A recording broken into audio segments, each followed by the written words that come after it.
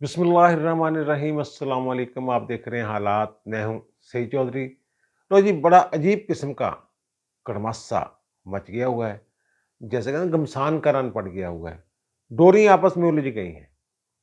बाजवा साहब और फैज़ हमीद साहब एक दूसरे पे इल्ज़ाम लगा रहे हैं। ये एक दूसरे पे धर रहे हैं जो किया धरा है नवाज शरीफ की हुकूमत को घर भेजने के हवाले से। वो एक दूसरे पे इल्ज़ाम तराशी जो है अब शुरू हो गई है। जनरल रिटायर्ड फैज़ हमीद के कोर्ट मार्शल की बातें हो रही हैं, इंक्वायरी की बातें हो रही हैं कि इंक्वायरी शुरू हो गई है, नतीजा आएगा तो सामने रख देंगे, कौम को बता देंगे कि क्या है। वो इंक्वायरी हो क्या रही है? क्या उनका जो मिसकंडक्ट है नवाज शरीफ की हुकूमत के हवाले से बतौर डीजीआईएसआई या आईएसआई के डीजीसी के तौर पे उन्होंने जो किरदार अदा किया, उस हवाले से कोई इंक्वायरी हो रही है या इससे भी कोई अलग मामला है? ये हम आपके साथ शेयर करेंगे। और मरीम नवाज ने जनाब एक और कट्टा खोल दिया है।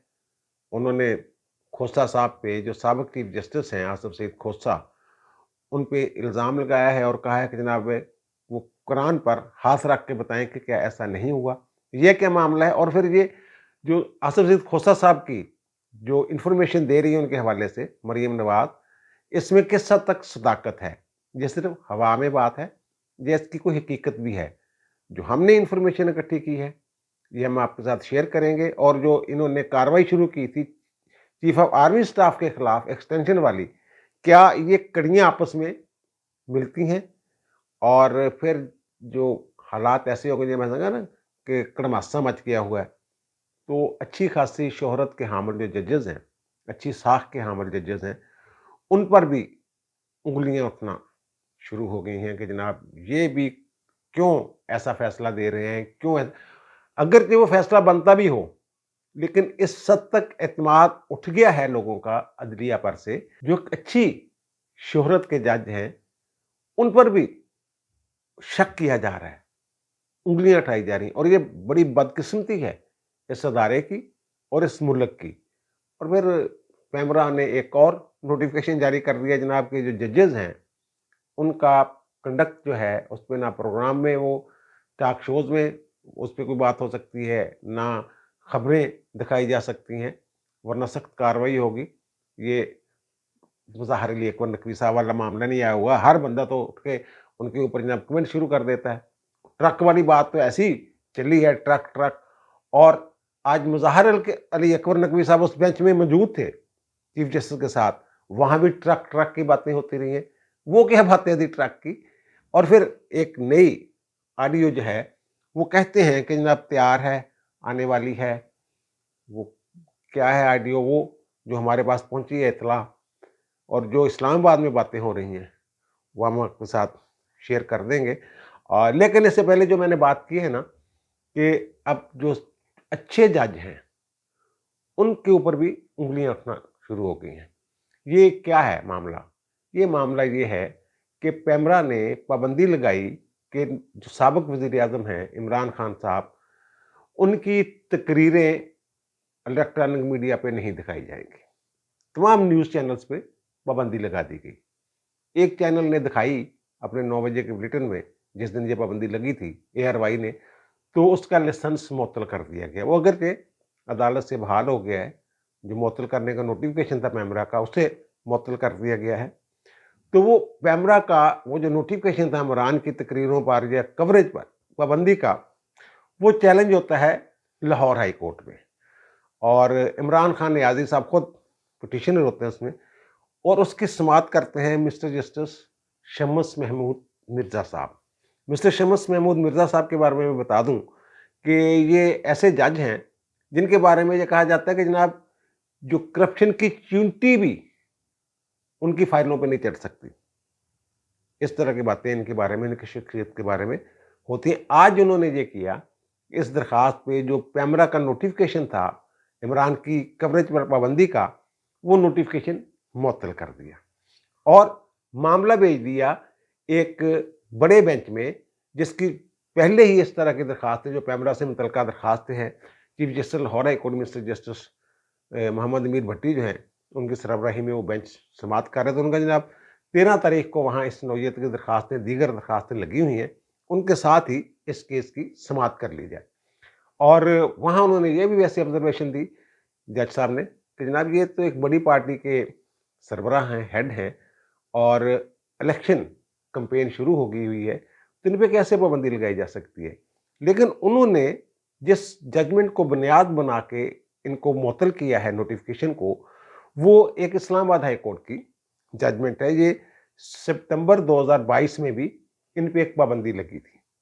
तो इस्लामाबाद हाई कोर्ट में सिविल मिसलिनियस अपील गई, तो उन्होंने वो पाबंदी इमरान खान के खिलाफ जो थी मेमरा की, वो ख़त्म कर दी थी। उनका जो उससे मिलता इन्होंने दलाइल दिए इनके वकील ने कि उससे मिलता-जुलता मामला है।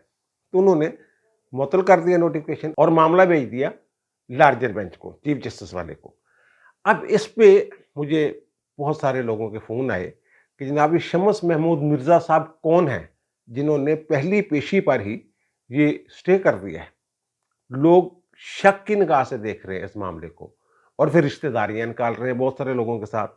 ये शम्स महमूद मिर्ज़ा साहब जो हैं, ये एक जज थे, बड़े अच्छी शोहरत के, लाहौर हाई कोर्ट के जज रहे हैं, सुप्रीम कोर्ट के जज रहे हैं, ज़िया महमूद मिर्ज़ा साहब, ये उनके साहबजादे हैं।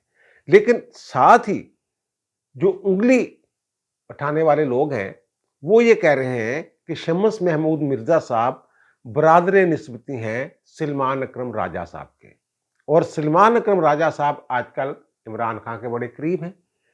उनके मुकदमात जो हैं, बड़े-बड़े मुकदमात, टहरियाना वाला जो केस है, उसमें भी सलमान अकरम राजा साहब ही वकील हैं और भी बहुत सारे मामला में पीटीआई और इमरान खान के वो वकील हैं। वो कहते हैं कि जनाब ज़िया महमूद मिर्ज़ा साहब ससुर हैं सलमान अकरम राजा साहब के। तो इस तरह वो बरादर निस्बती हैं आपस में, शम्स महमूद मिर्ज़ा और ये राजा सलमान अकरम राजा साहब। तो ये इस तरह के टांडे मिलाए जा रहे हैं, इस तरह से वो नुक्ते मिला के एक तस्वीर बनाने की कोशिश की जा रही है। मैं नहीं कहता कि जनाब शम्स महमूद मिर्ज़ा साहब ज़ेर असर हैं सलमान अकरम राजा के, या वो बहुत सारे मुकदमात में वकील हैं सलमान अकरम राजा साहब इमरान खान के, और ये इमरान खान की दरख्वास्त थी जो शम्स महमूद मिर्ज़ा साहब के सामने लगी हुई थी और उन्होंने हुक्म इम्तनाई जारी कर दिया, नोटिफिकेशन मुअत्तल कर दिया पैमरा का। लेकिन जो बातें कर रहे हैं, उनका मुँह कैसे पकड़ा जा सकता है? बाहमी रिश्तेदारी वाली जो बात है जज साहब की और सलमान अकरम राजा की, वो भी एक अमरे वाक़या है, एक ज़मीनी हकीकत है। तब लोग अगर उनको मिला रहे हैं आपस में, तो क्या कहा जा सकता है? किसी का मुँह तो नहीं पकड़ा जा सकता। और अब आते हैं जनाब हम उस तरफ जो मामला मरियम नवाज़ ने उठाया है। मरियम नवाज़ ने एक टीवी चैनल पे ये बैठ के ये कहा है कि खोसा साहब ने पैगाम, बल्कि आप पहले सुन ही लें कि मरियम नवाज़ क्या कहती हैं। कुरान पे हाथ रखें और बताएं कि क्या आपकी एक्सटेंशन की बात नहीं हो रही थी बतौर चीफ जस्टिस? आज अगर उनको नवाज शरीफ साहब मान गए होते और उनको एक्सटेंशन मिल गई होती बतौर चीफ जस्टिस, तो आज उमर अता बंदयाल साहब चीफ जस्टिस ना होते। मरियम नवाज़ कहती हैं कि ये आसिफ सईद खोसा साहब कुरान पर हाथ रख के बता दें कि क्या उन्होंने पैगाम नहीं भेजा था नवाज शरीफ को एक्सटेंशन के लिए कि मुझे बतौर चीफ जस्टिस एक्सटेंशन दे दी जाए। अगर उनको एक्सटेंशन दे दी जाती, नवाज शरीफ मान जाते, तो फिर आज उमर अता बंदयाल जो है ये चीफ जस्टिस पाकिस्तान ना होते। ये मामला क्या था असल में, हुआ क्या था, पैगाम कैसे आया था? और फिर मरियम ने आगे जाके ये भी कहा है कि ज़ाहिर है वो कुछ लो और कुछ दो वाली बात कर रहे थे। आसिफ सईद खोसा साहब जो पैगाम लेके आए थे जेल में, तो नवाज शरीफ ने कहा जी आप कैसी बात कर रहे हैं? सवाल ये पैदा होता है कि जब ये चीफ जस्टिस पाकिस्तान थे आसिफ सईद खोसा और नवाज शरीफ जेल में थे, तो तब वज़ीर आज़म थे नवाज शरीफ। जो खोसा साहब हैं, ये तकरीबन 11 महीने चीफ जस्टिस रहे हैं। ये 18 जनवरी 2019 से 20 दिसंबर 2019 तक चीफ जस्टिस पाकिस्तान रहे हैं। और अगर एक्सटेंशन चाहते थे, तो 2 तरह की चीज़ें हो सकती थी। एक तो ये कि इमरान खान ज़ाहिर वो तो इनका शदाई था, फ़ैन था। इमरान खान ने खुद कहा कि मुझे खोसा ने कहा कि जनाब हमारे पास लेके आओ ये केस पनामा वाला, और वो वे भी तैयार हो जाते। तो फिर आइन में तरमीम करना ज़रूरी थी, क्योंकि आइन में लिखा हुआ है जजों की उम्रें कि हाई कोर्ट्स के जज हैं वो 63 साल तक, और जो सुप्रीम कोर्ट के जज हैं वो 65 साल तक जज रह सकते हैं उम्र तक, यानी उनकी उम्र की जो आखिरी बलाई हद है वो 65 साल है, उसमें इजाफा किया जा सकता है। ये एलएफओ के ज़रिए परवेज़ मुशर्रफ ने एक दफ़ा इजाफा किया भी था। और जब सजाद अली शाह वाला केस में एक इनका चल रहा था तनाज़ा नवाज शरीफ का, तो उस वक़्त ये बातें हो रही थी कि आइन में तरमीम करके जजों की उम्र जो है रिटायरमेंट की वो कम कर दी जाए। अगर वो उम्र कम कर दी जाए तो फिर 60 साल कर दी जाए तो फिर सजाद अली शाह और कई जजेस जो हैं वो घर जा सकते थे। ये एक तरीक़ाकार हो सकता है, लेकिन कुछ लोगों का ख़्याल है कि जिन्हें अगर उम्र कम की जाती है तो ये अदलिया पर असरअंदाज होने की कोशिश है, तो नहीं हो सकती। बहरहाल ये एक अलग बहस है। तो उस वक़्त 2 तिहाई अक्सरियत के लिए ज़रूरत थी नून लीग की। अगर नून लीग आइन में तरमीम के लिए साथ दे देती तो फिर ओके था, फिर जनाब वो एक्सटेंशन हो जानी थी और फिर ज़ाहिर है फिर वो अगर 2 साल मज़ीद होती या 70 साल होती या जितनी भी उम्र होती तो वो उनको एक्सटेंशन में। और दूसरा तरीक़ाकार ये था कि जैसे कि ज़ुल्फ़िकार अली भुट्टो साहब जब इब्तिदाई तौर पे आइन आया ना, उस वक़्त तो ऐसे ही था कि रिटायरमेंट की उम्र थी, लेकिन बीच में एक उन्होंने तरमीम कर दी थी कि चीफ जस्टिस की टेन्योर मुकर्रर कर दिया था कि चीफ जस्टिस जो है वो 3 साल के लिए चीफ जस्टिस रहेगा। इसमें भी ये हो सकता था जनाब खोसा साहब के जो चीफ जस्टिस बने पाकिस्तान का, वो 3 साल चीफ जस्टिस उसने रहना है। इस तरह की तरमीम कर दी जाती। बहरहाल ये बहुत सारे लोग कहते हैं कि जनाब ये जो आइन की रूह के मुनाफी है ये ऐसा करना, लेकिन बहरहाल ये हो सकता था खोसा साहब को नवाजने के लिए। तो यहाँ फिर खोसा साहब की दाल नहीं गली। अब बताने वाले ये बताते हैं, आज मैंने कोशिश की है कुछ लोगों से, जब ये मामला हुआ था ना जनरल कमर जावेद बाजवा के खिलाफ एक दरखास्त आ गई और बाजवा साहब की एक्सटेंशन वाला मामला जो है वो गड़बड़ होने वाला था और लग ये रहा था कि आसिफ सईद खोसा साहब जो हैं ये उनकी ख़त्म करने वाले हैं एक्सटेंशन वाला जो नोटिफिकेशन एक झूठा सच्चा सा किया हुआ था इमरान खान ने, तो एक्सटेंशन नहीं मिलने वाली, कानून बीच में आ गया, कानूनी निकात आ गए। तो उस बेंच में शामिल जो जजेस हैं उनसे खोसा साहब ने ये कहा कि ये दरखास्त हमने मंजूर करनी है। पहले ये उन्होंने कह के केस की समाअत जो है, ज़ाहिर है वो मीटिंग शीटिंग पहले होती है, तो वो ये कह रहे हैं ये दरखास्त मंजूर होने वाली है, चलो ऐसे कर लें। ये नहीं कहा कि मंजूर करनी, चलो ऐसे कर लेंगे। उन्होंने कहा ये दरखास्त तो मंजूर होने वाली है, एक्सटेंशन का तुक ही नहीं बनता। अब पता ये चला है कि खोसा साहब ने हर तरफ से अपने वो घोड़े जो हैं वो दौड़ाए हुए थे एक्सटेंशन के लिए। उन्होंने आर्मी चीफ से भी ये कहा हुआ था। अब इसकी जो ज़ाहिर है जैसे वो पहले तस्दीक और तरदीद करते हैं, बाजवा साहब ज़रा इसकी भी कर दें कि जनाब क्या खोसा साहब ने ये उनको नहीं कहा था कि आपको एक्सटेंशन मिलनी है तो मुझे भी एक्सटेंशन वाला कोई सीन बनाएँ। और लेकिन वो नहीं बन सका था, तो फिर खोसा साहब जज़्बाती हो गए थोड़े से, जैसे कि अक्सर वो बहुत सारे मामलात में उनके बारे में ये मशहूर है कि वो अपनी अना का मसला बना लेते हैं।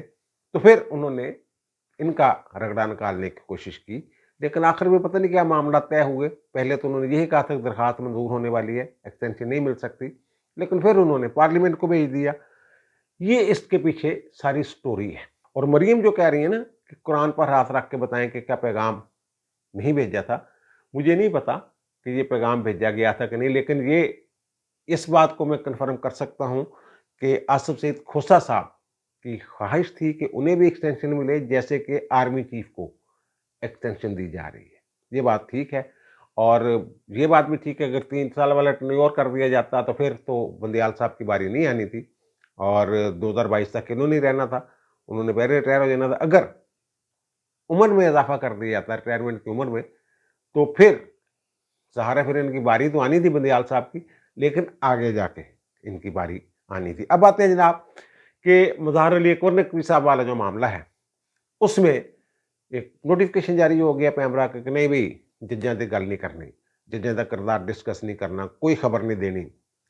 और ट्रक वाले मामले को पता ही है आपको, फवाद चौधरी साहब की जो ऑडियो थी और उनके भाई की, तो उसके बाद ट्रक ट्रक हो गई हर पास से जनाब। ट्रक से मुराद क्या है, खोखा, पेटी, ट्रक, 1 अरब रुपए, इस तरह की बातें। जो सोशल मीडिया पे ट्रक ट्रक हो ही रही थी, ये सुप्रीम कोर्ट में भी ट्रक ट्रक होती रही है। एक केस था कि जो शहरी इलाकों में जो कस्टम वाले कार्रवाइयाँ करते हैं कि क्या उनका दायरा इख्तियार यहाँ तक है कि हर जगह जाके वो कार्रवाई करें, ये ऐसा कोई केस जो है ये कस्टम के दायरा इख्तियार से मुतल्लक ये चल रहा है। चीफ जस्टिस की सरबराही में जो बेंच है ना, उसमें मिस्टर जस्टिस मुज़ाहर अली अकबर नकवी भी शामिल हैं। और जनाब फिर वो वहाँ ऐसे रिमार्क्स भी हुए कि सोने पर तो पाबंदी है, ऐसे ट्रक में सोना कैसे दरामद किया जा सकता है।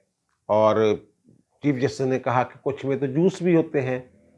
और आयशा मलिक ने कहा कि अगर मकामी तौर पे ये जूस खरीदे गए हों तो फिर कस्टम वाले उनके खिलाफ कैसे कार्रवाई कर सकते हैं। और फिर मुज़ाहर नकवी साहब ने ये कहा कि अगर पुलिस गिरफ्तार करती है तो फिर पुलिस की जुडिक्शन कैसे बनती है। तो एडिशनल जो अटॉर्नी जनरल थे उन्होंने कहा जनाब बनता है, उनका दायरा इख्तियार बनता है कि कुछ ट्रकों में सोना और चांदी भी होता है। इस तरह वहाँ अगर ये मीडिया पे उस तरह, लेकिन जहाँ ट्रक का जिक्र आएगा और मुज़ाहर अली अकबर साहब का नाम आ रहा होगा तो वहाँ पैमरा का नोटिस जो मर्जी कर ले, ज़हन में वो फवाद चौधरी और फैसल चौधरी की जो गुफ्तगू है वो घूम जाती है। और अब इस तरह की कुछ अफवाहें हैं कि बड़ी ख़तरनाक किस्म की अफवाहें हैं कि कोई ऑडियो है जिसमें मोहम्मद खान भट्टी जो प्रिंसिपल सेक्रेटरी है, पहले भी उनका जिक्र ना, मेरा केस वो परवेज़ इलाही साहब कह रहे हैं कि मोहम्मद खान भट्टी का केस मुज़ाहर अकबर नकवी साहब की अदालत में लगवाना है। अब ज़राए ये बता रहे हैं, इस्लामाबाद में ये बड़ी गर्म है अफ़वाह कि जनाब एक ऑडियो है जिसमें मोहम्मद खान भट्टी साहब जो हैं वो सुप्रीम कोर्ट के किसी जज साहब के बेटे के साथ गुफ्तगू कर रहे हैं। और वहाँ फिर वो 2 और जजों का नाम लेते हैं कि वो जज भी हमारे साथ हैं। और फिर जनाब कहते हैं हाई कोर्ट को भी हम मैनेज कर लेंगे। इस तरह की बातें हैं उस ऑडियो में। अब कुछ लोगों का ख्याल था कि आज जुमेरात को आनी थी, कुछ लोगों का कहता है शायद जुमे वाले दिन आ जाए, क्योंकि जुमे जो हैकर साहब हैं उनको जुमे का दिन बड़ा पसंद है। वो जुमे वाले दिन शौकीन है ऐसी ऑडियो वीडियो मार्केट में फेंकने के। तो ये सारे, अब एक और मामला जो है जो मैं कह रहा हूँ कि उनके खिलाफ क्या इंक्वायरी हो रही है जनरल रिटायर्ड फैज़ हमीद साहब के। ये आपको पता होगा कि मरियम नवाज़ ने ये कहा कुछ दिन पहले कि जनरल फैज़ हमीद के खिलाफ का उनका कोर्ट मार्शल होना चाहिए, उन्हें इबरत का निशान बनाना चाहिए, इस तरह की बात की। और इस पे कल के व्लॉग में मैंने ज़िक्र किया था कि उन्होंने कामरान खान जो दुनिया न्यूज़ वाले हैं उनको मैसेज किया और उनके मैसेज की रोशनी में उन्होंने ट्वीट किया कि 2017-18 में मैं तो सिर्फ मेजर जनरल था, ये आईएसआई के वो थे ना डीजीसी, तो उसी सीएस से ये मिले थे उनको, शौकत अली सिद्दीकी साहब को।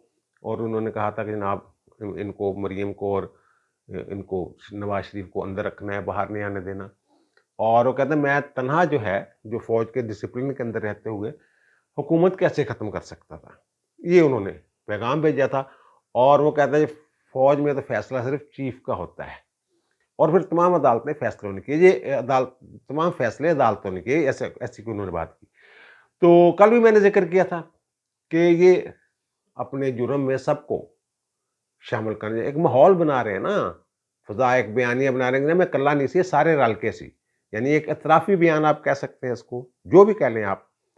और इसके जवाब में जो बाजवा साहब हैं उन्होंने भी 2-3 बंदे रखे हुए हैं साफ़ी, जिनको वो खबरें देते हैं, उनके साथ बात कर फिर वो ज़राए से खबरें चलाते हैं। इन्होंने डायरेक्ट बता दिया ना कि मुझे जनाब फैज़ हमीद ने ये कहा है। तो वो मंसूर अली खान साहब ने कहा है कि बाजवा साहब ने ये कहा है कि जनाब ये जो इनके बॉस थे उस वक़्त वो देखें कौन थे। ये तो डीजीआईएसआई को जवाब दे थे, उनकी बात इन्होंने माननी होती थी। और डीजीआईएसआई उस वक़्त कौन था ये भी पता कर लें। और फिर ये डीजीआईएसआई है वो तो वज़ीर-ए-आज़म के मतहत होता है, ये कह रहे हैं। उस वक़्त डीजीआईएसआई जो थे वो थे नवीद मुख्तार साहब। और नवीद मुख्तार जो जनरल हैं वो चौधरी मुनीर जो हैं, जो समधी हैं मरियम के या सफदर के समधी हैं चौधरी मुनीर, उन्हें मियाँ मुनीर राई होने की वजह से ना मियाँ मुनीर भी कह देते हैं, तो वो चौधरी मुनीर उनका नाम है। तो वो समधी हैं मरियम नवाज के। और नवीद मुख्तार साहब भी समधी हैं चौधरी मुनीर के। इस तरह इनकी आपस में रिश्तेदारी है। अब इश्यू तो यही है कि जो फैज़ हमीद साहब हैं, वो जो चेन ऑफ कमान है, वो तोड़ी हुई थी उन्होंने। वो अपने डीजीआईएसआई की बजाय इनके जो बाजवा साहब हैं, उनकी ख्वाहिशात पूरी कर रहे थे। आगे बढ़-बढ़ के काम कर रहे थे और डायरेक्ट हो गए हुए थे चीफ ऑफ आर्मी स्टाफ के साथ। यही तो सारा मसला बना हुआ था। फिर भी नवीद मुख्तार साहब जब ये आए हैं, आते ही इन्होंने नवीद मुख्तार साहब को इमरान खान ने निकाला और हाफिज साहब आ गए थे इनकी जगह, नवीद मुख्तार साहब की जगह। तो ये जो डिसिप्लिन की खिलाफ वर्जी है, ये तो बनती है, होती हुई नजर आ रही है।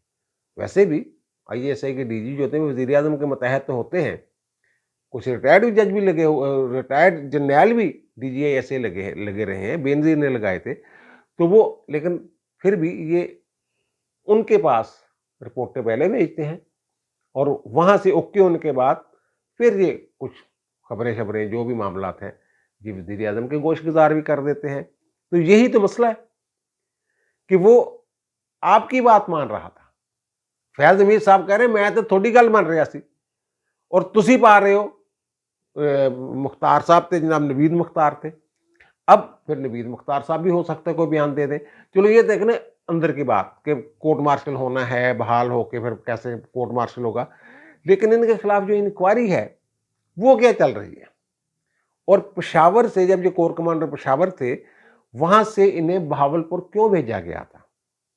उस वक्त अमेरिकी फौज निकल चुकी हुई थी ना अफगानिस्तान से, और फिर अफगानिस्तान के साथ जो है ये बड़ी मोहब्बत का इजहार कर रहे थे। वहां गए और सफारत खाने में कप पी रहे हैं, कावा पी रहे हैं या चाय पी रहे हैं, तस्वीर बनवाते हैं, सब ठीक हो जाएगा, सब अच्छा है, इस तरह की वह इन्होंने बात भी हल्की फुल्की की थी लोगों के साथ। तो इन जहाँ जब इनका तबादला हुआ ना वहाँ बाहर, कुछ लोगों का ख्याल था, मेरा भी ये ख्याल था कि शायद वहाँ पेशावर में बैठ के ये, वहाँ इनकी हुकूमत थी केपी में पीटीआई की, शायद इमरान खान को फैसिलिटेट कर रहे हैं, ये वजह है। लेकिन वहाँ मामला कुछ और था। ये पीर वाले दिन आपको याद होगा कि जो हमारे वज़ीर दाखिला हैं राना सनाउल्लाह, इनसे ये पूछा कि डॉलरों वाला इशू हुआ कैसे, ये कैसे स्मगल होके जा रहे हैं, कैसे स्मगल होके चले गए अफगानिस्तान में। तो उन्होंने कहा जनाब हमें पता तो है लेकिन अभी बता नहीं सकते। फिर इन्होंने एक दिन पहले ये बात की कि जनाब फैज़ हमीद साहब के खिलाफ कोई इंक्वायरी तो हो रही है, तो अगर कुछ निकलेगा तो हम बता देंगे। तो इनकी जो वहाँ से ट्रांसफ़र हुई थी, ये ज़राए कह रहे हैं, और जिनके खिलाफ इंक्वायरी है वो यही है कि इन पे इल्ज़ाम ये है, एक तो जो करप्शन वाला बात है ना, इनके भाई और नजब हमीद ये वो पता नहीं क्या-क्या बातें हैं। वो कल मैंने कहा था कि इनके खिलाफ ऐसी इंक्वायरियाँ भी हो रही हैं, उस वक़्त तक मेरी नज़र से वो नहीं गुज़रा था बयान उनका, वो मैंने सुबह अखबार में देखा है, लेकिन वो मेरे ख्याल कल की बात ही है, राना सनाउल्लाह साहब ने जो कहा था। तो अब पता ये चला है कि 2 अरब डॉलर अफ़गानिस्तान स्मगल हो गए, जहाँ से उन्होंने खरीदे ओपन मार्केट से और ले गए। और ये कोई ढकी छुपी बात नहीं, सुप्रीम कोर्ट भी ये कह चुके हैं कि रोजाना पता नहीं कितने लाख डॉलर जो है वो अफगानिस्तान जा रहे हैं। तो इनके दौर में पता ये चला है, या इनकी सरपरस्ती में, या इनकी वो आंखें बंद करने की वजह से, या इनकी गफलत की वजह से, जो भी आप कह लें, 2 अरब डॉलर हमारे पाकिस्तान से डॉलर जो है वो निकले हैं अफगानिस्तान के। उसकी कोई रिपोर्टें हैं। अब ये मजे नहीं पैना होंदियां, ये जनरलों को वो तहफ़्फ़ुज़ देने भी लग जाते हैं, जनाब पूरी फौज बदनाम हो जाएगी। ये जजों को तहफ़्फ़ुज़ देने लग जाते हैं, जैसे मज़ाहर नकवी साहब का यूँ ही नाम आता है तो चीफ जस्टिस साहब ऐसे जैसे वो मुर्गी बच्चों को अपने परों के नीचे ले लेती है, फौरी तौर पे उन्होंने जनाब उनका बेंच जो है, अलग बेंच भी बना हुआ है जिसके वो हेड हैं, और अपने साथ भी उनको बिठाया हुआ है, और उनके खिलाफ जो रेफरेंस है उसकी तरफ ध्यान ही नहीं दे रहे। इसी तरह और फिर पैमरा से, ज़ाहिर है पैमरा को किसी ने कहा है, ये पता कर लें कि किसने कहा है, कि उनको कहा कि जनाब आप भी अंदर हो जाएंगे, पैमरा नोटिस क्यों नहीं ले रही, तो इन्हें अदालत पैमरा पे भी लगेगी। तो जैसे ये लग जाते हैं वैसे ही वहाँ तहफ़्फ़ुज़ देने वाले आ जाते हैं जनाब, वो बदनाम, लेकिन अब अदलिया भी बदनाम हो रही है। जो मैंने कहा ना कि शमस महमूद मिर्ज़ा साहब के बारे में लोग पूछने लगे, जनाब ये तो उनके रिश्तेदार हैं, ये कोई उस वजह से तो स्टे नहीं दिया। यानी उस बंदे के बारे में जिस कहते हैं कि वो चुनटी भी, वो करप्शन की चुनटी भी उनकी फाइल पे नहीं चढ़ सकती, उनके बारे में लोग बातें करने लग गए हैं। ये बेयकीनी की सूरत हाल है। इसी तरह के मामला फौज में चल रहे हैं, वहाँ जो फैज़ हमीद और जनरल बाजवा एक दूसरे के खिलाफ कर रहे हैं और हर चीज़ खुल के बाहर आ गई है कि जनाब नवाज शरीफ नून लीग की हुकूमत गिराने में क्या क्या होता रहा, कौन कौन था, सारे तस्लीम किए जा रहे हैं, लेकिन उनको पकड़ने के लिए तैयार ही नहीं। इस गंद को ख़त्म करने के लिए ज़रूरी है कि इन गंद फैलाने वालों को पकड़ा जाए। वो फौज में हैं, अदलिया में हैं, जर्नलिज्म में हैं, सहाफ़त में हैं, इंतज़ामिया में हैं, जहाँ भी हैं, सियासतदानों में हैं, पकड़ें, अंदर करें, कार्रवाई करें। एक दफ़ा तो ये ख़त्म करना ही पड़ेगा, वरना तो ऐसे चलता रहेगा जैसे अब चल रहा है। अब दीजिए मुझे इजाज़त, इंशाअल्लाह दोबारा मुलाकात होगी नए व्लॉग के साथ। अल्लाह ताला आप पर, मुझ पर, हम सब पर मेहरबान रहे। अल्लाह हाफ़िज़।